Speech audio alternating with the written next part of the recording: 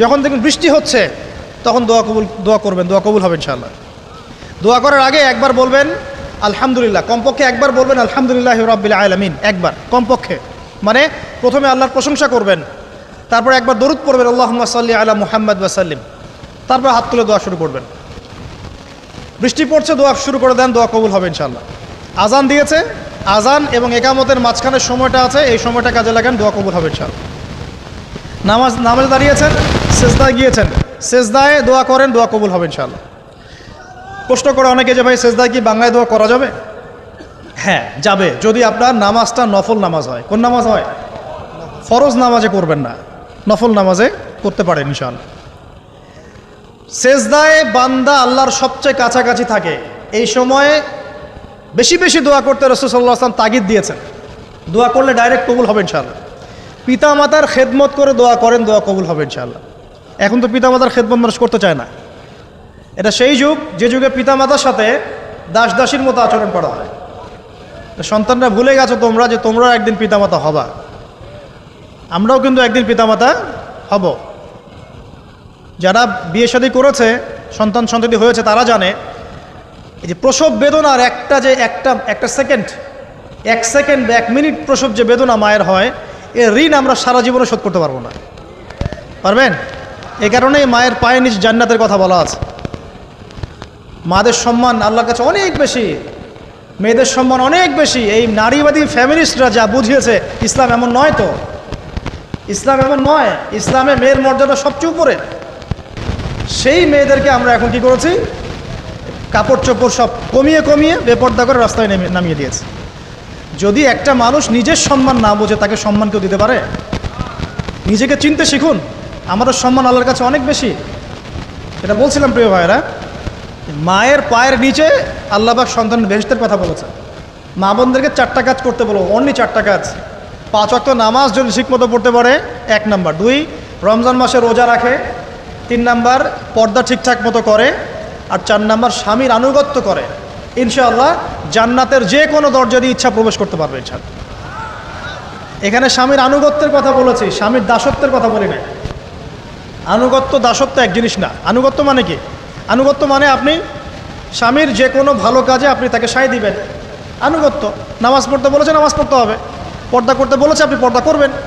বেপর্দায় যাবেন, আপনি যাবেন না। এটা আনুগত্য। দাসত্ব কি? দাসত্ব হচ্ছে যে সে ভালো মন্দ যাই বলুক আপনি শুনছেন, এটা দাসত্ব।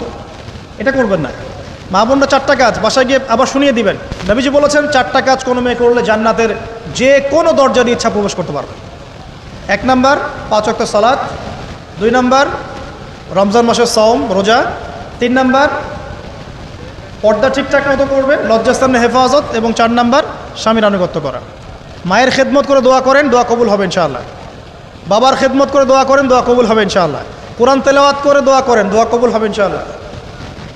মনে করেন শেষ রাতে উঠেছেন, মানে শেষ রাত বলতে বোঝাচ্ছি এই ধরেন যে 2টার পর থেকে, এখন 2টা 2:30টার পর থেকে নিয়ে ফজর পর্যন্ত শেষ রাতে উঠেছেন। এই সময় আপনি যা দোয়া করবেন ইনশাআল্লাহ কবুল হবে।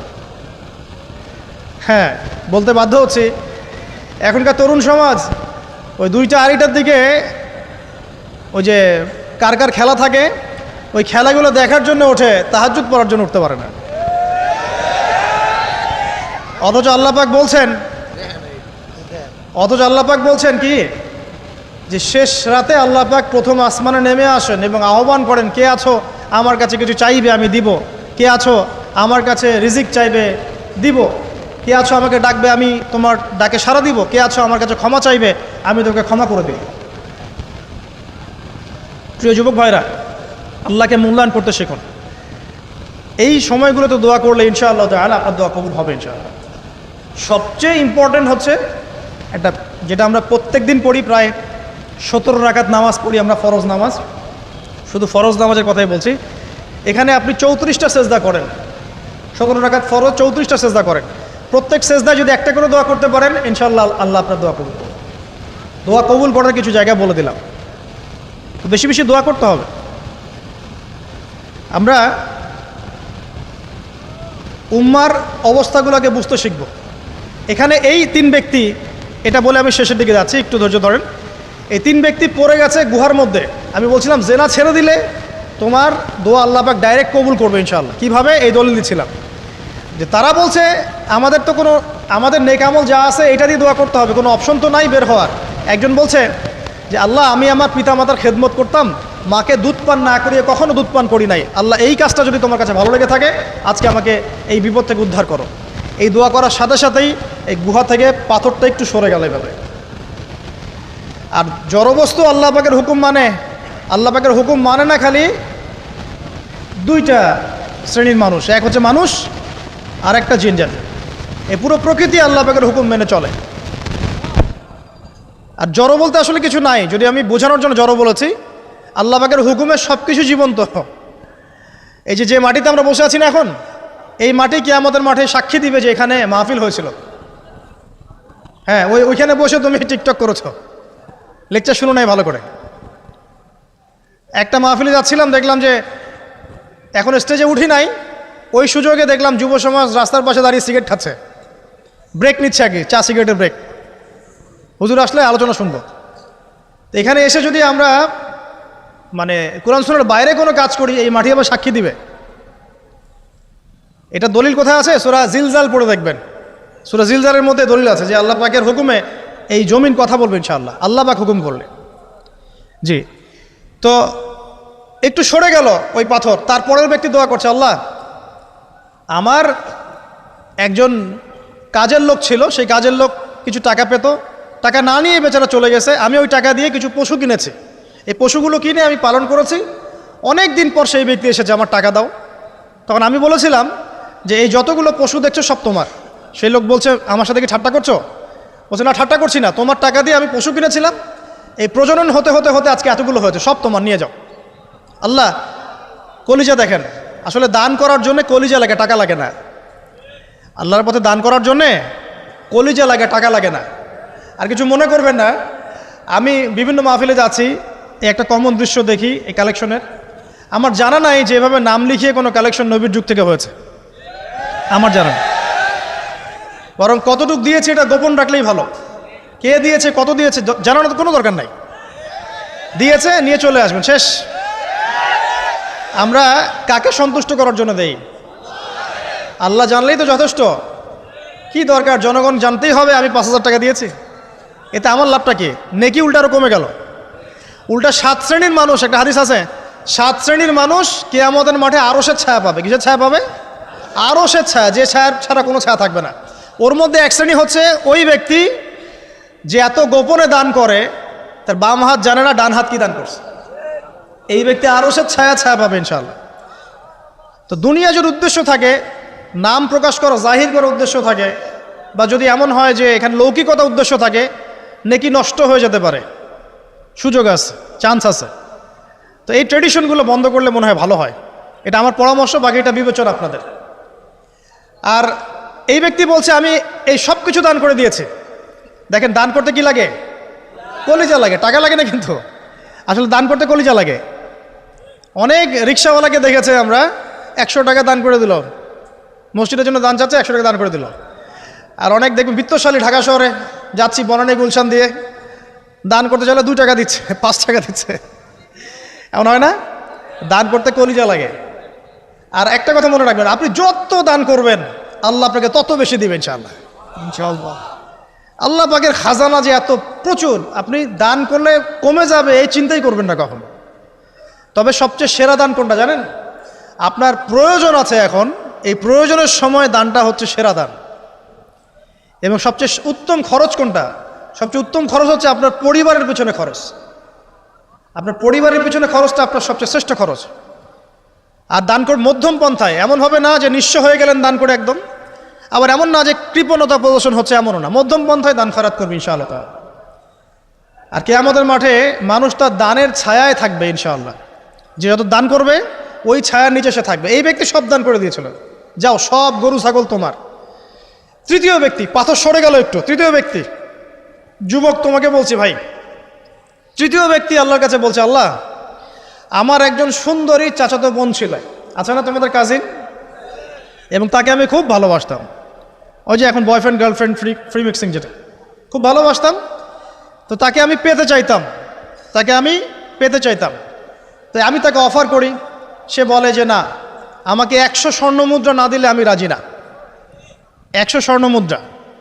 এই মেয়ের অবশ্য অনেক ডিমান্ড ছিল, তাহলে বোঝা গেল 100 স্বর্ণমুদ্রা মানে অনেক।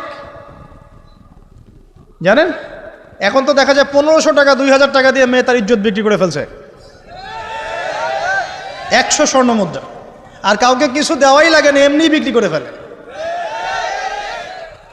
কত প্রশ্ন, কত যে প্রশ্ন আসে আমাদের কাছে যে ভাই বা হুজুর বা ভাইয়া ওস্তাদ, কত জীবনে এক পর্যায়ে ভুল করেছি, এরকম জেনায় লিপ্ত হয়ে গিয়েছিলাম, প্রেম করেছি ইত্যাদি, আমি কী করবো, আমার কি ভালো হওয়ার রাস্তা আছে কিনা, বা আমি তওবা করে ফিরে আসছি, আমি কি এখন বিয়ে করতে পারবো কিনা।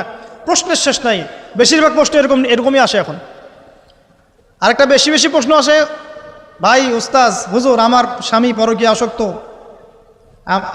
পরকীয়া আসক্ত, আমাকে দেখে না, এই হয় সে, এইগুলো প্রশ্ন বেশি। পারিবারিক জেনা কেন্দ্রিক যত প্রশ্ন আসে, অন্য কোনো কেন্দ্রিক প্রশ্ন এত আসা, মানে এই যুগটা কি হয়েছে, মানে মানুষকে জেনা উন্মুক্ত করে দিয়েছে একেবারে। একদম স্কুল লাইফ থেকে শুরু হবে বয়ফ্রেন্ড গার্লফ্রেন্ড ফ্রি মিক্সিং, এই বন্ধু পড়তে পড়তেই জেনা হয়ে যায়। কলেজ লাইফে গিয়ে আরও বড় জেনা। ইউনিভার্সিটিতে গেলে তো আর কোনো পাত্তাই নাই। ইউনিভার্সিটির খুব কম ছেলে পাবেন সিগারেট খায় না, এবং খুব কম ছেলে মেয়ে পাবেন যারা এই অবৈধ প্রেম করছে না, খুব কম। এটাকে আমরা প্রমোট করছি আবার। বিশ্বাস করেন শুধুমাত্র সরাসরি সেক্সুয়াল সম্পর্কটাই জেনা নয়, এই মিক্সিংটাও জেনা আল্লাহ পাক বলেছে। এবং এতে করে আমাদের যুব সমাজে অধঃপতনটা হয়েছে, এটা অন্য কোনোভাবে হয় নাই। কারণ সূরা আল ইমরান পড়ে দেখবেন আল্লাহ পাক বলছেন যুয়িনা লিন-নাস হুব্বুশ শাহওয়াতি মিনান নিসা, মেয়েদের মধ্যে ছেলেদের জন্য সবচেয়ে বেশি শাহওয়াত আছে, শাহওয়াত খাহেসাত, এটা সবচেয়ে বেশি আকর্ষণ করে ছেলেদেরকে। সমাজের কাঠামো ভেঙে যাচ্ছে তো, সমাজের কাঠামো ভেঙে। আমরা তো বাইরে ভালো মানুষের লেবাস পরে আছি, দেখবেন বহু পরিবারে পরকীয়া চলছে, জানেন না, ভিতরে ভিতরে। আমরা তো লজ্জা এগুলো বলি না, চোখ লজ্জায় বলি না, চলছে এগুলো এখন কমন হয়ে গেছে। যে ফ্যাশন শোর নামে, বিউটি কন্টেস্টের নামে, এই সেই, মানে অশ্লীলতাকে প্রমোট করা হচ্ছে চতুর্দিক থেকে। রেপ ধর্ষণ দিন দিন বাড়ছে আর বাড়ছে। বাচ্চা কাচ্চা, ছোট ছোট বাচ্চা মেয়ে পর্যন্ত রেহাই পাচ্ছে না। এই কয়দিন আগে একটা মেয়েকে কত পিস পিস করে ভাসিয়ে দিয়েছে একেবারে, দেখেন নাই? কোথায় আছেন? সমাজটা কোথায় গেছে? আমরা ভালো মানুষের মুখোশ পরে বসে আছি। একটা মাহফিল করে কি সব হবে? কনস্ট্রাকটিভ কাজ করতে হবে। তারুণ্যের এই শক্তিটাকে আল্লাহর জমিনে দিনের প্রচার প্রসার প্রতিষ্ঠার কাজে ব্যয় করতে হবে। যতক্ষণ পর্যন্ত আমরা এরকম ভালো মানুষের লেবাস সাজে বসে থাকবো না, আমার ঘরেও ফেতনা ঢুকে আসবে, টের পাবেন না। যখন ফেতনা ছড়িয়ে পড়ে ওটাকে দমন করতে হয়। দমন না করলে ওইটা আমার ঘরেও ঢুকবে তো এক সময়। আমি একা ভালো থাকতে পারবো না তো। আরে দমন করার ক্ষমতা আল্লাহ পাক যাদেরকে দিয়েছেন তাদের উপর অবশ্য ওয়াজিব হয়ে গেছে এগুলো দমন করা। এখন তাদের উপর একটা ফরজ ওয়াজিব হয়ে গেছে দমন করা এগুলা, নাহলে আল্লাহ পাক কঠিন শাস্তির সম্মুখীন করবেন। একটা হাদিস বলে সামনে যাই, শেষ করে গুটিয়ে নিচ্ছি। নবীজি বলছেন একদিন ঘুম থেকে উঠে চোখ ঘষতে করছে লা ইলাহা ইল্লাল্লাহ, আল্লাহ লা ইলাহা ইল্লাল্লাহ। তার স্ত্রী সামনে যায়নাব বিনতে জাহাশ রাদিয়াল্লাহু আনহা, তিনি বলছেন ইয়া রাসূলুল্লাহ, কি হয়েছে, সমস্যা কি? নবীজি বলছেন ওয়াইলুল লিল আরব, আরবদের জন্য ধ্বংস, মিন শাররি কাদ ইখতারাব, কি ভয়ঙ্কর ফিতনা ধেয়ে আসছে। তখন তার স্ত্রী বলছেন ইয়া রাসূলুল্লাহ আনুহলিকু ওয়া ফিনা সালিহুন, আমাদের মধ্যে সৎ মানুষ ভালো মানুষ থাকা অবস্থাতেও কি আমরা ধ্বংস হয়ে যাব? নবীজি বলছেন বালা, অবশ্যই, নাম, হ্যাঁ অবশ্যই ধ্বংস হবে। ইযা কাসরাতুল খাবাস, যখন সমাজের মধ্যে অশ্লীলতাকে ছড়িয়ে পড়া হবে, যখন সমাজের মধ্যে অশ্লীলতা বেহায়াপনা ছড়িয়ে পড়বে, আলেম জালেম সব ধ্বংস হয়ে যাবে। এই সময় এখন আসে নাই? হারাম, একটা সামান্য একটা হারাম ঠুনকো একটা খেলাকে নিয়ে সারা বিশ্ব কি করতেছে দেখেন নাই? কি পাগল হয়ে গেছে একেবারে, কি অবস্থা মানুষের মধ্যে। কে খেলে তারও ঠিক নাই, ওই দেশের লোক আমাকে চিনে কিনা তারও ঠিক নাই, নিজের কোনো ব্যক্তিত্ব গায়রত কিছুই নাই। আশ্চর্য একটা জাতি আমরা। কে খেলছে? ভাবখানা এমন যে আমরা মনে হয় যুদ্ধ করে কাফেরদের সাথে দ্বীন ইসলাম কায়েম করে ফেলছে, একদম ভাবখানা। অথচ এগুলো তৈরি করা হয় কি জন্য? যাতে মুসলিম জাতি একদিকে ফোকাস করে থাকে, অন্যদিকে ওরা তাদের উদ্দেশ্য সাধন করবে। এখন সারা ওয়ার্ল্ডের চেহারা একদিকে ফিরাইছে, এদিকে দেখো, এই যে খেলা দেখো, আর বাকি পিছনে যে কাজগুলা ঠিকই করছে ওরা। দেখবে কি কাজ করছে কয়দিন পরে দেখতে পারবে। পাবলিকলি আমি বললাম না, কারণ বললে সব বুঝবেন না আপনারা, আর সব জায়গায় সব কিছু বলতে নাই।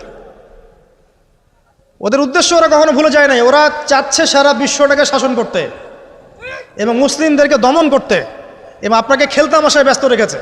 লাচো এখন যুবকদের কোনো হিতাহিত জ্ঞান পর্যন্ত চলে গেছে এখন। হিতাহিত জ্ঞান, তোমাকে এইভাবে চুল কাটতে কে বলছে? তোমাকে এইভাবে চুল কাটতে কে বলছে? এদিকে একদম ছিলে রেখে দিছো, এখানে মাঝখানে উঁচা একটা ময়ূরের মতো রেখে দিছো, মানে এভাবে চুল কাটতে তোমাকে কে বলছে? কে তোমাকে মেসির ফলো করতে বলছে? তোমার জন্য রাসূল সাল্লাল্লাহু আলাইহি ওয়াসাল্লামের বাবরি চুলের সুন্নত নাই? আজীব একটা ব্যাপার। দাড়ি রাখছো, বিরাট কোহলির মতো দাড়ি রাখছো, কেন? রাসূল সাল্লাল্লাহু আলাইহি ওয়াসাল্লামের মতো ছাড়া দাড়ি রাখতে পারো না? আশ্চর্য। আমাদের আদর্শ চিন্তা হবে না? নবী সাল্লাল্লাহু আলাইহি ওয়াসাল্লামের মতো এত সুদর্শন হ্যান্ডসাম মানুষ থাকতে আমি কাকে ফলো করব? যুবকদের পুরো মাথাটাকে ব্রেইন ওয়াশ করে ফেলা হয়েছে এখন। কারণ ওরা জানে খুব ভালো করেই, যুবকরা যদি আল্লাহর পথে ফিরে আসে ওদের সমস্যা আছে, সমস্যা। এই কারণে তোমাদেরকে ভুলিয়ে রাখা হচ্ছে। নিজের জীবনের মূল্য দিতে শেখো। আল্লাহ রাব্বুল আলামিন তোমাকে আমাকে সৃষ্টি করেছেন, আল্লাহ পাক আমাদের হাতে এই দিনের বিজয় দেখতে চান। আল্লাহ পাক চান যেন আমরা আল্লাহর দিনটাকে পালন করি, প্রসার ঘটাই। ইনশাল্লাহ এক সময় দিন প্রতিষ্ঠা হবে ইনশাল্লাহ। আর আমরা যদি খেলতামাশায় মত্ত থাকি তাহলে দিনের প্রচার কে করবে? প্রসার কে করবে? আর সব কি ওলামায়ে কেরামের দায়িত্ব? সাধারণ মানুষের কোনো দায়িত্ব নাই? সবাই এখন এই যে ডক্টর হতে চান, ইঞ্জিনিয়ার হতে চান, ভালো কথা, হন। এবং সবসময় দেখা যায় আলেম ওলামাদের সবার ভুল ধরার চেষ্টা করতে থাকেন। আপনি নিজে আলেম হচ্ছেন না কেন? তাহলে আপনি নিজে আলেম হন না কেন? নিজে একজন মুফতি হচ্ছেন না কেন? নিজে একজন মুহাদ্দিস হচ্ছেন না কেন? এতই যদি ভুল ধরতে পারেন অনলাইনে, আপনি নিজে একজন আলেম হয়ে দেখান না কেন? তারপর দুটো কথা বলেন যাদের সামনে, দেখেন মানুষ কীভাবে রিসিভ করে। কত সহজ এই কাজটা। নিজে কিছু করছেন না, সারাদিন মানুষের পিছনে লেগে আছে। দেখবেন কিছু মানুষ আছে এই মুসলিম সমাজের মধ্যেই, আমি তো লম্বা করে ফেলছি হয়তো বা, মুসলিম সমাজের মধ্যেই কিছু মানুষ ইসলামের লেবাস পোশাক পরেই আছে, কিন্তু এরা মুসলিমদেরকে ছোটোখাটো বিষয়ে ব্যস্ত রেখেছে। হাত বাঁধা, রফুলিয়া দেন, জোরে আমিন, পায়ে পা, এই কিছু কিছু সিলি বিষয়ের জন্য বলছি যে বড় বড় বিষয়গুলো বাদ দিয়ে ছোটোখাটো বিষয়গুলো কিনে উম্মাকে ইখতিলাফে ব্যস্ত রেখে দিয়েছে। ভাবখানে এমন যেন ইসলামের সব বিষয় প্রতিষ্ঠা হয়ে গেছে, এখন এই 4টা বিষয় বাকি আছে। ভাবখানে এমন, অথচ সারা ওয়ার্ল্ডের মধ্যে ইসলাম আস্তে আস্তে সংকুচিত হয়ে গেছে। আমরা কবে স্মার্ট হব? প্রিয় ভাইরা, মনে রাখবেন আমরা সবাই মিলেই মুসলিম জাতি। পলিটিক্যাল লিডার্স আছেন, প্রশাসনের লোক আছেন, আমাদের যুবক যুবতী, তরুণ তরুণী, সবাই মিলেই আমরা এই উম্মা জাতি। আমরা কেউ কারো শত্রু নই, কেউ কারো দুশ্মন নই। সবার মধ্যে ভালো কিছু পাবেন, ভালো নিয়ে নেন, খারাপটা ছেড়ে দেন।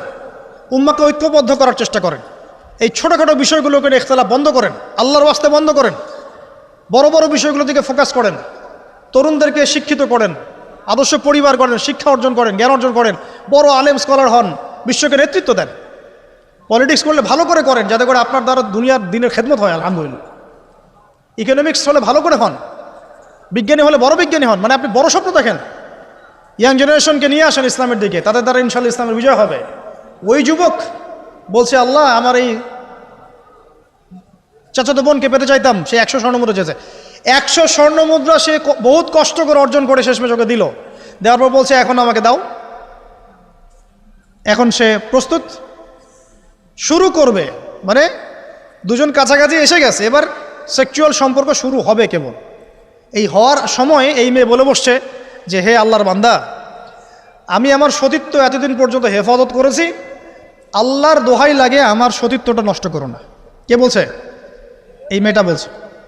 এবার এই ছেলে তাৎক্ষণিক সেখান থেকে উঠে গেল। হাদিসে এমন শব্দ এসেছে যে সেই ছেলে ওই মেয়ের মানে মাঝখানে বসে পড়েছে আর কি। ওখান থেকে সে উঠে গেল, উঠে স্বর্ণমুদ্রাও নিল না, স্বর্ণমুদ্রা রেখে দিয়ে সে আল্লাহর ভয় সেখান থেকে উঠে চলে আসলো, জেনা করলো না। সে বলছে, আল্লাহ ওই কাজটা যদি আমি তোমার ভয়ে করে থাকি, তুমি যদি জানো, আজকে এই পাথরটা এখান থেকে সরিয়ে দাও আল্লাহ। আল্লাহ পাক সেই পাথরটা পুরো সরিয়ে দিলেন এখান থেকে। চাক্ষুষ মৃত্যুর হাত থেকে আল্লাহ পাক বাঁচালেন কোন ওসিলায়? জেনা থেকে দূরে থাকার ওসিলায়। প্রিয় যুবক ভাই এবং যুবতীদেরকে বলবো, চারিত্রিক পবিত্রতা হেফাজত করেন, আল্লাহর ওয়াস্তে নিজের জীবনটাকে পবিত্র করেন, দিনের ইলম অর্জন করেন, বেশি বেশি আমল করেন, ভালো কাজে ব্যস্ত থাকেন, সমাজ কল্যাণমূলক কাজ করেন, বেশি ভালো কাজে ব্যস্ত থাকেন। খারাপ সার্কেলের সাথে মিশিয়েন না, ভালো সার্কেলে মিশেন। আলেম ওলামার সাথে সম্পর্ক রাখেন, মাদ্রাসার সাথে একটু যোগাযোগ রাখেন, দিনী হালাকাগুলোয় বসেন। এই অহেতুক ফাহেসা কাজগুলোতে সময় নষ্ট করেন না। কোরআন তেলাওয়াত করেন, বেশি বেশি করেন, দিনী বইপত্র পড়েন। এই যে ভ্রাম্যমান লাইব্রেরিগুলো আছে না, বই পড়েন।